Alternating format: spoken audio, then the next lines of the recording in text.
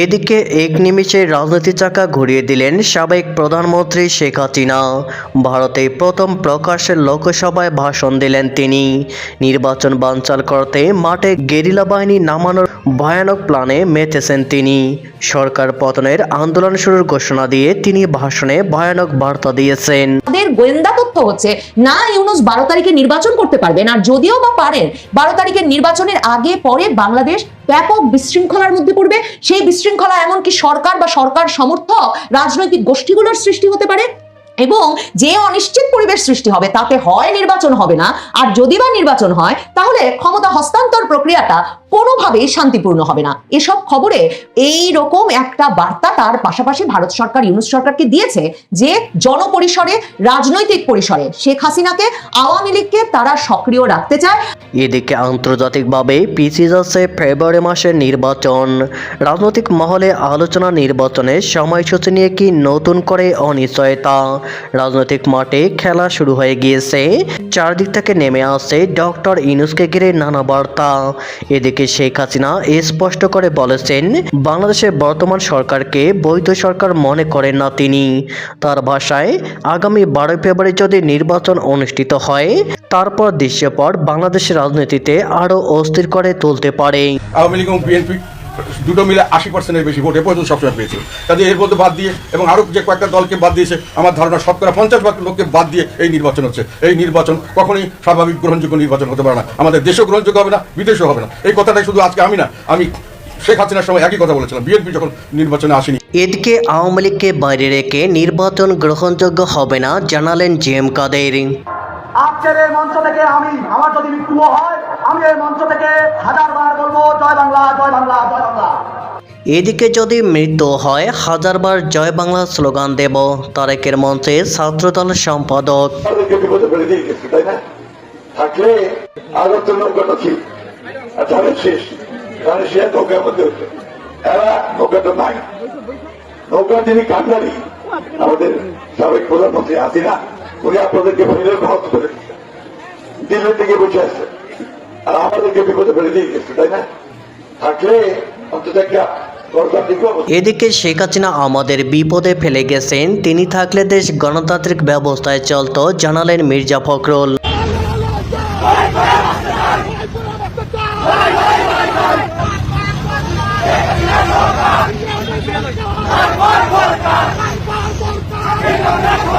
এদিকে আওয়ামী লীগকে বাইরে রেখে নির্বাচন গ্রহণযোগ্য হবে না জানালেন জি.এম. কাদের। জাতীয় পার্টির চেয়ারম্যান জি.এম. কাদের অভিযোগ করেছেন আসন্ন জাতীয় সংসদ নির্বাচনকে সামনে রেখে অন্তর্বর্তী সরকার নিরপেক্ষ ভূমিকা পালন করতে ব্যর্থ হয়েছে। তার দাবি একটি নির্দিষ্ট রাজনৈতিক দলকে সুবিধা দিতে প্রশাসনিক ও রাজনৈতিক কার্যক্রম পরিচালিত হচ্ছে, যার ফলে এখনো লেভেল প্লেইং ফিল্ড নিশ্চিত হয়নি। রোববার দুপুরে রংপুর নগরের সেনপাড়ায় নিজ বাসভবনে সাংবাদিকদের সঙ্গে আলাপকালে তিনি বলেন জাতীয় পার্টির প্রার্থী ও সমর্থকদের বিভিন্নভাবে হুমকি দেওয়া হচ্ছে। অনেক এলাকায় তারা নিরাপদ প্রচারণা চালাতে পারছেন না। এ পরিস্থিতিতে নির্বাচন কমিশনের ভূমিকা নিয়েও প্রশ্ন তোলেন তিনি। এনসিপি ও জামায়াতের প্রতি ইঙ্গিত করে জি.এম. কাদের বলেন বর্তমান সরকারের কার্যক্রমে নির্মমতা ও দমনমূলক আচরণ স্পষ্ট হয়ে উঠেছে। পরিকল্পিতভাবে সংঘবদ্ধ সহিংসতার মাধ্যমে রাজনৈতিক প্রতিপক্ষকে কোণঠাসা করা হচ্ছে বলে অভিযোগ করেন তিনি আরও বলেন একটি বড় রাজনৈতিক শক্তিকে ভোটের বাইরে রেখে কোনো নির্বাচনে গ্রহণযোগ্য হতে পারে না। অতীতে বিএনপিকে বাদ দিয়ে নির্বাচন হয়েছে আর এখন একই কৌশলে অন্য দলকে বাইরে রাখার চেষ্টা চলছে। এতে প্রকৃত পরিবর্তন কোথায় সেই প্রশ্নও তোলেন তিনি। গণভোট প্রসঙ্গে জাতীয় পার্টির চেয়ারম্যান বলেন সংবিধানের বাইরে গিয়ে জনগণকে হাফ ভোট দিতে চাপ দেওয়া হচ্ছে। তার আশঙ্কা এই ভোটকে ব্যবহার করে সংস্কারের নামে ক্ষমতা দীর্ঘস্থায়ী করার চেষ্টা করা হতে পারে। এই কারণে জাতীয় পার্টি না ভোটের পক্ষে অবস্থান নিয়েছে। এদিকে যদি মৃত্যু হয় 1000বার জয় বাংলা স্লোগান দেব তারেকের মঞ্চে ছাত্রদল সম্পাদক। কুমিল্লা 14 গ্রামে বিএনপি নির্বাচনী সমাবেশে জয় বাংলা স্লোগান দিয়ে আলোচনার জন্ম দিয়েছে ছাত্রদল নেতা আবির আব্দুল্লাহ চৌধুরী। সামাজিক যোগাযোগ মাধ্যমে ছড়িয়ে পড়া 9 সেকেন্ড সেকেন্ডের ভিডিও ক্লিপ ঘিরে স্থানীয়ভাবে আলোচনা সমালোচনা শুরু হয়েছে। 25শে জানুয়ারি রোববার বিকেলে চৌদ্দগ্রাম এইচএ সরকারি পাইলট উচ্চ বিদ্যালয় মাঠে উপজেলা বিএনপির আয়োজিত নির্বাচনী সমাবেশে এই ঘটনা ঘটে। সমাবেশে প্রধান অতিথি ছিলেন বিএনপির চেয়ারম্যান তারেক রহমান। তারেক রহমান মঞ্চে আসার আগেই বক্তব্যের সময় আবির আবদুল্লাহ চৌধুরী একাধিকবার জয় বাংলা স্লোগান দেন। ভাইরাল ভিডিওতে তাকে বলতে শোনা যায়, আজকে এই মঞ্চ থেকে আমার যদি মৃত্যু হয় আমি এই মঞ্চ থেকে 1000 বার বলবো জয় বাংলা জয় বাংলা জয় বাংলা। আবির আবদুল্লাহ চৌধুরী চৌদ্দগ্রাম উপজেলা ছাত্র দলের সাধারণ সম্পাদক। এদিকে শেখ হাসিনা আমাদের বিপদে ফেলে গেছেন, তিনি থাকলে দেশ গণতান্ত্রিক ব্যবস্থায় চলতো, জানালেন মির্জা ফখরুল। বিএনপির মহাসচিব মির্জা ফখরুল ইসলাম আলমগীর বলেছেন, দীর্ঘদিন পর ভোট হবে, আপনারা সরকার নির্বাচিত করবেন। অন্যবার চেয়ে এবার নির্বাচন একটু ভিন্ন। আগে মার্কা ছিল ধানের শেষ আর নৌকা, এবার নৌকা নেই। নৌকার কাণ্ডারে শেখ হাসিনা দেশ ছেড়ে গেছেন, দিল্লিতে বসে আছেন আর আমাদের বিপদে ফেলে গেছেন। শেখ হাসিনা থাকলে দেশ অন্তত একটা গণতান্ত্রিক ব্যবস্থায় চলত। তিনি বলেন, এবার নতুন এক মার্কা এসেছে, যারা স্বাধীনতার সময় বিরোধিতা করেছিল তারা এখন সরকার গঠন করতে চায়। তাদের গোয়েন্দা তথ্য হচ্ছে না ইউনূস 12 তারিখে নির্বাচন করতে পারবেন, আর যদিও বা পারেন 12 তারিখের নির্বাচনের আগে পরে বাংলাদেশ ব্যাপক বিশৃঙ্খলার মধ্যে পড়বে। সেই বিশৃঙ্খলা এমনকি সরকার বা সরকার সমর্থক রাজনৈতিক গোষ্ঠীগুলোর সৃষ্টি হতে পারে এবং যে অনিশ্চিত পরিবেশ সৃষ্টি হবে তাতে হয় নির্বাচন হবে না, আর যদি বা নির্বাচন হয় তাহলে ক্ষমতা হস্তান্তর প্রক্রিয়াটা কোনোভাবেই শান্তিপূর্ণ হবে না। এসব খবরে এই রকম একটা বার্তা তার পাশাপাশি ভারত সরকার ইউনূস সরকারকে দিয়েছে যে জনপরিসরে রাজনৈতিক পরিসরে শেখ হাসিনাকে আওয়ামী লীগকে তারা সক্রিয় রাখতে চায়। জানুয়ারি দিল্লিতে ফরেন করেসপন্ডেন্স ক্লাবের আয়োজনে এক মত বিনিময় সভায় শেখ হাসিনা অডিও বার্তার মাধ্যমে সংযুক্ত হওয়ার পর ইউনূস সরকারের, বিশেষ করে প্রধান উপদেষ্টা মোহাম্মদ ইউনূসের ঘুম একেবারে হারাম হয়ে গেছে। ইউনূস ভারতকে প্রায় কবজা করে ফেলেছিলেন। ভেবেছিলেন ডিসেম্বরের শেষে যখন খালেদা জিয়ার মৃত্যুর পর ভারতের পররাষ্ট্রমন্ত্রী এস জয়শঙ্কর সে বিষয়ে প্রধানমন্ত্রী মোদীর শোক বার্তা খালেদা জিয়া পুত্র তারেক রহমানের কাছে পৌঁছে দিতে কয়েক ঘন্টার সফরে বাংলাদেশ আসার ঘোষণা দেন। তখন সংসদ ভবনে এস জয়শঙ্কর যে কক্ষে বসেছিলেন তারেক রহমানের সঙ্গে সাক্ষাতের জন্য এবং খালেদা জিয়ার শেষকৃত্যে অংশগ্রহণের জন্য, সেখানে 2 দফায় একবার পররাষ্ট্র উপদেষ্টা তৌহিদ হোসেনকে পাঠিয়েছেন ইউনূস, আরেক দফায় আসিফ নজরুল আর নিরাপত্তা উপদেষ্টা খলিলুর রহমানকে পাঠিয়েছেন ইউনূস, শুধু এস জয়শঙ্করকে এই বার্তাটুকু দিতে যে ডক্টর ইউনূস রেডি আছেন, প্রধান উপদেষ্টা ইউনূস প্রস্তুত, যে কোনো সময় তিনি দেখা করতে রাজি ভারতের পররাষ্ট্রমন্ত্রীর সঙ্গে। কিন্তু ভারত সরকারের যেটা অবস্থান, ভারতের পররাষ্ট্রমন্ত্রীর যেই অবস্থান, তারা কিছুতেই এই অন্তর্বর্তীকালীন সরকার বা ইউনূস সরকারের সঙ্গে দেখা করে নাই, কারণ তার আগের সপ্তাহে তো বাংলাদেশে ভারত বিরোধী আন্দোলন তুঙ্গে উঠেছে। সরকারের কাছে এখন পর্যন্ত কোনো চূড়ান্ত সিদ্ধান্ত বা তথ্য নাই যে হাদির হত্যাকারীরা সত্যি ভারতে কিনা, কিন্তু বাংলাদেশে ভারতের হাইকমিশন গুড়িয়ে দেওয়া থেকে শুরু করে চট্টগ্রামের হাইকমিশনে হামলা সহ নানা ঘটনার ব্যবস্থা করা হয়েছে। আর ডক্টর ইউনূসের ছাত্রনেতা হাসনাত আব্দুল্লাহ বলে দিয়েছেন যে তারা এই 7 সিস্টার্সের বিচ্ছিন্নতাবাদীদের বাংলাদেশে আশ্রয় প্রশ্রয় দিয়ে 7 সিস্টার্সকে ভারত থেকে আলাদা করে ছাড়বেন। এই পরিস্থিতিতে জয়শঙ্কর ইউনূসের ওই দেখা সাক্ষাতের আহ্বানে একেবারেই সাড়া দেন নাই। এই রাগে এখনো যখন ফুঁসছেন ডক্টর মোহাম্মদ ইউনূস যে তার দেশে পাড়া দিলেন, তিনি কিনা সরকার প্রধান, তিনি সালাম পাঠালেন তিনজন মন্ত্রী মর্যাদার লোকের মাধ্যমে, কিন্তু জয়শঙ্কর কিনা তাকে একটা সালাম দেওয়ার প্রয়োজনীয়তা বোধ করলেন না।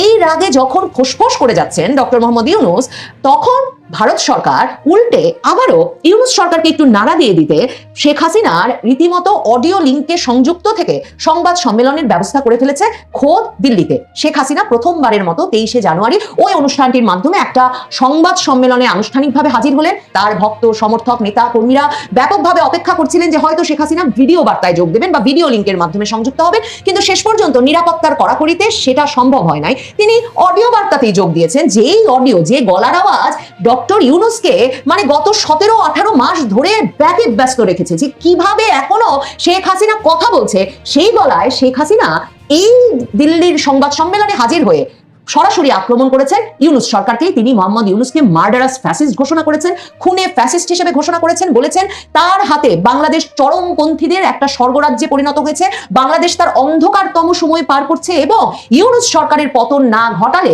বাংলাদেশের মুক্তি অসম্ভব। এবং শেখ হাসিনা যে সরাসরি ইউনূস সরকারকে বাংলাদেশের ব্যাপক আইন শৃঙ্খলা পরিস্থিতির অবনতি, নারী, সংখ্যালঘু সম্প্রদায় সহ বাংলাদেশের সকল মানুষের মধ্যে যে নিরাপত্তাহীনতার বোধ শুরু হয়েছে, যে ভয়াবহ অনিশ্চয়তা দেখা দিয়েছে, তার পেছনে যে একমাত্র এবং সবচেয়ে বড় ক্রীড়নকের ভূমিকা পালন করছেন এই শান্তিতে নোবেল পাওয়া ইউনূস, সে কথাটা এত পরিষ্কার করে শেখ হাসিনা ওই বক্তৃতায় বলেছেন যে ইউনূসকে খেপিয়ে তুলে সারা পৃথিবীর সংবাদ মাধ্যমে সেটাই শিরোনাম হয়েছে যে শেখ হাসিনা সরাসরি বাংলাদেশের এই পরিস্থিতির জন্য এবং বাংলাদেশে চরমপন্থার ব্যাপক বিকাশ এই ঘটনার জন্য এবং বাংলাদেশে সংখ্যালঘু সম্প্রদায় সহ মানুষের ব্যাপক নিরাপত্তাহীনতার জন্য একটা উন্নয়নের দিকে হাঁটতে থাকা দেশকে অনেক বছর পিছিয়ে দিয়ে একটা বদ্ধভূমিতে, একটা রক্তাক্ত ভূমিতে, একটা জেলখানায় পরিণত করার জন্য শেখ হাসিনা ইউনূসকে দায়ী করেছেন। এই কথাগুলোই একের পর এক শিরোনাম হয়েছে আন্তর্জাতিক সংবাদ মাধ্যমে। আন্তর্জাতিক সংবাদ মাধ্যমের শিরোনাম হয়েছে যে শেখ হাসিনা ইউনূসের পাপেট রেজিমকে, ইউনূসের এই পুতুল সরকারকে, যারা কিনা চরমপন্থী গোষ্ঠীগুলোর একটা পাপেট হিসেবে বিদেশিদের ইন্ধনে কাজ করছে, সেই পাপেট রেজিমকে সরানোর ডাক দিয়েছেন, সেটা শিরোনাম হয়েছে আন্তর্জাতিক সংবাদ মাধ্যমগুলোতে। কাজেই ইউনূস সরকার ভেবেছিলেন যদিও বা যে কিছুই তো কথা শোনে না ভারত সরকার, আবার বলেই বা কি হবে। আর পরিস্থিতি তো এখন এমনই তলানিতে ঠেকেছে যে ভারত সরকার এরই মধ্যে তার দূতাবাসের কর্মীদের সকল পরিবার পরিজনকে বাংলাদেশকে অনিরাপদ ঘোষণা করে ভারতে ফিরিয়ে নিয়ে গেছেন। এই তো এমন একটা পরিস্থিতিতে ইউনূস সরকার ভাবছিলেন বোধহয় যে কি আর হবে এই নিয়ে প্রতিক্রিয়া জানিয়ে, কারণ ভারত সরকার তো আমাদের কোনো কথাতেই কর্ণপাত করে না। কারণ ধরেন 2-3 দিনের মধ্যে কয়েক দফা ডেকে ফেলা থেকে শুরু করে রাষ্ট্রদূতকে নানা রকম ঘটনা তো ঘটিয়েছে বাংলাদেশ সরকার। আর ভারত সরকারও বুঝেছে যে যাই ঘটবে বাংলাদেশে তারই দায় ভারতের ওপর পড়বে এবং সে কারণেই তারা ভারতের নাগরিকদের জন্য, ভারতের কূটনীতিকদের পরিবার পরিজনের জন্য বাংলাদেশকে ভীষণভাবে অনিরাপদ হিসেবে চিহ্নিত করছে। কারণ তাদের গোয়েন্দা তথ্য হচ্ছে না ইউনূস 12 তারিখে নির্বাচন করতে পারবেন, আর যদিও বা পারেন 12 তারিখের নির্বাচনের আগে পরে বাংলাদেশ ব্যাপক বিশৃঙ্খলার মধ্যে পড়বে। সেই বিশৃঙ্খলা এমনকি সরকার বা সরকার সমর্থক রাজনৈতিক গোষ্ঠীগুলোর সৃষ্টি হতে পারে এবং যে অনিশ্চিত পরিবেশ সৃষ্টি হবে তাতে হয় নির্বাচন হবে না, আর যদি বা নির্বাচন হয় তাহলে ক্ষমতা হস্তান্তর প্রক্রিয়াটা কোনোভাবেই শান্তিপূর্ণ হবে না। এসব খবরে এই রকম একটা বার্তা তার পাশাপাশি ভারত সরকার ইউনূস সরকারকে দিয়েছে যে জনপরিসরে, রাজনৈতিক পরিসরে শেখ হাসিনাকে, আওয়ামী লীগকে তারা সক্রিয় রাখতে চায়। আওয়ামী লীগের যে বার্তা, শেখ হাসিনার যে বার্তা ইউনূস সরকারের উদ্দেশ্যে, সেটা তারা ভারতীয় গণমাধ্যম সহ আন্তর্জাতিক সকল গণমাধ্যমে প্রকাশের পেছনে সমর্থক হিসেবে কাজ করতে চায়। এ কারণে ইউনূস সরকারের একেবারে হাঁটু কেঁপে উঠেছে। কারণ ইউনূস সরকার আরো খবর পাচ্ছে আন্তর্জাতিক সংবাদ মাধ্যম থেকে, যেমন ধরুন আমি বিবিসি বাংলাতেই খবর দেখছি যে অনুষ্ঠানটি লাইভ সম্প্রচারের দিন, মানে শেখ হাসিনা অডিওতে যুক্ত হবেন যে অনুষ্ঠানে, সেই অনুষ্ঠানের যে লাইভ সম্প্রচারের লিঙ্ক দেওয়া হয়েছিল সেটাতে একটা সময় ভারতীয় সময় 6টা 40 মিনিটে দর্শক সংখ্যা ছিল 92,525, এক পর্যায়ে দর্শক সংখ্যা 1 লক্ষ ছাপিয়ে যায়। ইউনূস জানেন যে এই যে শেখ হাসিনার একটা অডিও সংযুক্তি, তাদের শুধু ঘর ভর্তি বিদেশি সাংবাদিকদেরকে দিল্লির ফরেন করেসপন্ডেন্স ক্লাবে জড়ো করে ফেলেছিলেন এবং যারা প্রত্যেকে ব্যাপক কভারেজ দিয়েছেন তাদের আন্তর্জাতিক সংবাদ মাধ্যমে, তাই নয়, এই শেখ হাসিনা কি বলবেন সেটা জানতে লাখ লাখ দর্শক একত্র হয়ে পড়তে পারেন একটা অনলাইন লাইভ দেখতে। কাজেই তারা এখন বলেছেন যে ভারত যে এই কাজ করেছে, যে শেখ হাসিনাকে কথা বলতে দিয়েছে, অনুষ্ঠান করতে দিয়েছে, দিল্লিতে শেখ হাসিনার বক্তব্য বাংলাদেশের গণতন্ত্রে উত্তরণ ও নিরাপত্তাকে বিপন্ন করছে। এবং তারা বলেছে, পররাষ্ট্র মন্ত্রণালয়ের এক বিবৃতিতে রোববার বলা হয়েছে, দণ্ডিত পলাতক শেখ হাসিনাকে নয়াদিল্লিতে প্রকাশ্য অনুষ্ঠানে বিবৃতি দেওয়ার যে সুযোগ দেওয়া হয়েছে এবং তাতে তিনি প্রকাশ্যে বাংলাদেশের সরকার উৎখাতের যে আহ্বান জানিয়েছেন এবং আসন্ন জাতীয় নির্বাচনকে বাধাগ্রস্ত করতে তার দলীয় অনুসারী ও সাধারণ জনগণকে সন্ত্রাসী কর্মকাণ্ডে জড়িত হতে স্পষ্ট উস্কানি দিয়েছেন, এতে বাংলাদেশের জনগণ ও সরকার বিস্মিত ও হতবাক হয়েছে। কেন? শেখ হাসিনা তো বহু মাস ধরে কথা বলে আসছেন। তবে এটা কিন্তু আবার মিথ্যা কথা বলেছে ইউনূস সরকার যে শেখ হাসিনা নাকি নির্বাচন বানচাল করতে, বাধাগ্রস্ত করতে দলীয় অনুসারী ও সাধারণ জনগণকে সন্ত্রাসী কর্মকাণ্ডে জড়িত হতে স্পষ্ট উস্কানি দিয়েছেন। নির্জলা মিথ্যা কথা।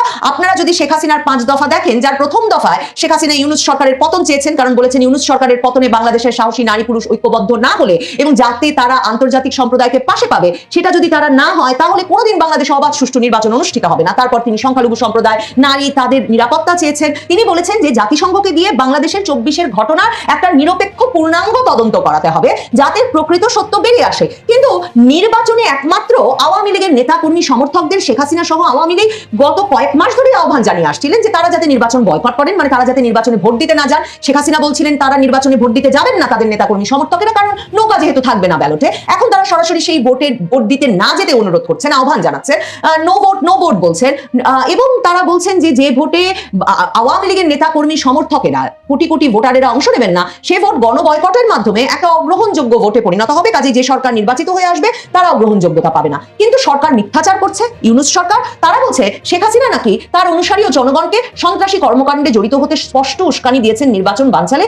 এবং তারা বলছেন যে এই যে শেখ হাসিনাকে এই বক্তব্য দিতে দেওয়ার মাধ্যমে বাংলাদেশ ভারত সম্পর্কের ভবিষ্যতের ক্ষেত্রে একটা বিপজ্জনক দৃষ্টান্ত স্থাপন হলো, এবং একই সঙ্গে এতে বাংলাদেশের ভবিষ্যৎ নির্বাচিত সরকারের পক্ষে পারস্পরিক কল্যাণমূলক দ্বিপক্ষীয় সম্পর্ক গড়ে তোলা ও এগিয়ে নেওয়ার সক্ষমতা ক্ষতিগ্রস্ত হওয়ার আশঙ্কা রয়েছে। মানে এটা কার পক্ষে বলছেন? ডক্টর ইউনূস কি এটা জামায়াতে ইসলামের পক্ষে বলছেন? কারণ বিএনপির সঙ্গে যে ভারতের সম্পর্কটা বেশ দানা বেঁধে উঠেছে, সেটা তো খালেদা জিয়ার মৃত্যুর পর ভারত সরকারের শোক বার্তা, প্রতিরক্ষা মন্ত্রী রাজনাথ সিং এর বাংলাদেশ হাইকমিশনে গিয়ে শোক প্রকাশ, এস জয়শঙ্করের তারেক রহমানকে ব্যক্তিগতভাবে শোক জানাতে ঢাকায় আসার মাধ্যমে স্পষ্ট।